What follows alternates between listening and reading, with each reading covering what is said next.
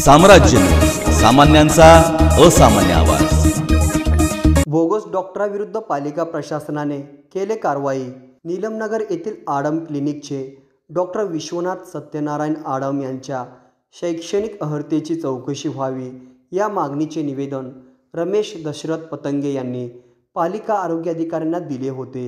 सदर निवेदनाची दखल घेऊन पालिका प्रशासनाने डॉक्टर विश्वनाथ सत्यनारायण आडम यांच्या शैक्षणिक अर्हतेची चौकशी केली असता डॉक्टर आडम यांची पदवी मान्यताप्राप्त कौन्सिल यांच्याकडे नोंदणी नसल्याचे पालिका प्रशासनाच्या निदर्शनास आले।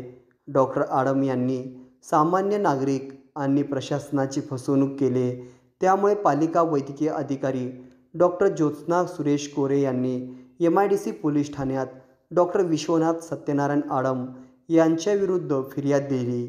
डॉक्टर आडम याच्याविरुद्ध MIDC पोलीस ठाण्यात वैद्यकीय व्यवसाय अधिनियम कलम 33A 33(2) प्रमाणे NCR प्रमाणे गुन्हा दाखल केला आहे।